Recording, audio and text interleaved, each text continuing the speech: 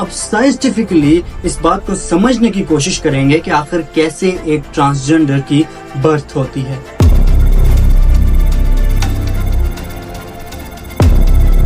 کیا ان کو انسان خود چوائس کرتا ہے یا یہ ایک نیچرل فینومینا ہے؟ یہ ہم کچھ ایسے کی پوائنٹس اٹھائیں گے جن کے بیس پر ہم یہ پتہ لگائیں گے کہ آخر ان کے پیچھے کیا ریزن ہے۔ سب سے پہلا اور بڑا ریزن یہ ہے کہ ان کے اندر کروموسومل ڈس آرڈر ہوتا ہے۔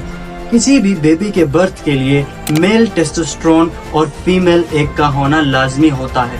ان دونوں کے آپس میں انٹرسیکشن ہونے کے بعد یہ اپنا اثر دکھانا شروع کر دیتا ہے، یعنی جو میل سپرمز ہوتے ہیں اس کے اندر میل کا ڈی این اے ہوتا ہے اور جو فیمیل ایگز ہوتے ہیں اس کے اندر فیمیل کے ڈی این اے ہوتے ہیں، اور اس ڈی این اے کے اندر کچھ کروموسومز ہوتے ہیں جو کہ بعد میں یہ ڈیسائیڈ کرتا ہے کہ یہ بیبی بعد میں لڑکوں کی کیٹیگری میں آئے گا یا پھر لڑکیوں کی کیٹیگری میں آئے گا۔ مگر اس کے ساتھ ساتھ ایک مزیدار بات یہ ہے کہ فرسٹ 6 ویک میں جو بیبی ہوتا ہے وہ فیمیل کیٹیگری میں ہوتا ہے، چاہے وہ میل ہو یا پھر ٹرانسجینڈر۔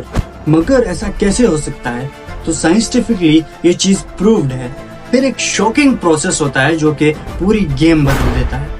جب بچہ کنسیوڈ ہوتا ہے تو اس کا جینڈر اس کے کروموسومز پر ڈیپینڈ ہوتا ہے۔ یہ وہ کروموسومز ہوتے ہیں جن کی میں نے پہلے بات کی تھی، یعنی میل سپرم سے اور فیمیل ایگ سے آتے ہیں، اور یہ کروموسومز اپنا کام پیئرز میں کرتے ہیں، یعنی اگر بچہ میل کیٹیگری میں آئے تو اس کے کروموسومز کا پیئر ایکس ایکس میں آتا ہے، اور اگر فیمیل کیٹیگری میں آئے تو اس کا کروموسومز ایکس وائی میں آتا ہے۔ آخر کروموسومز کا وہ کون سا پیئر ہوتا ہے جس کی وجہ سے ٹرانسجینڈرز کی برتھ ہوتی ہے؟ ایکس وائی اور ایکس ایکس یہ دونوں پیئر مل کر ایک ٹرانسجینڈر کو برتھ دیتے ہیں۔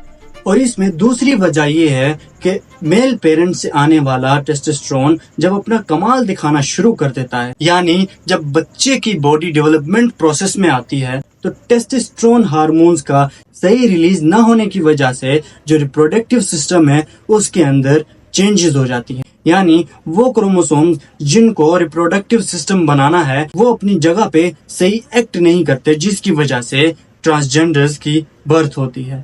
اس کے ساتھ ساتھ خواتین کا لیٹ شادی کرنا بھی اس کی دوسری اور سب سے بڑی وجہ ہے، کیونکہ لیٹ شادی کرنے سے خواتین کے جو ایگز ہوتے ہیں، یعنی ان کا جو ڈی این اے اور ان کے کروموسومز ہوتے ہیں وہ سلائٹلی ویک پڑ جاتے ہیں، جس کی وجہ سے یہ رسک ہوتا ہے کہ بچہ ٹرانسجینڈر پیدا ہوگا۔ ڈی این اے ہی ایک ایسی چیز ہے جو کہ پورے انسان کی آئیڈینٹی کرواتا ہے، یعنی وہ یہ پتہ لگاتا ہے کہ یہ انسان کس پیرنٹ سے مل کر بنا ہے۔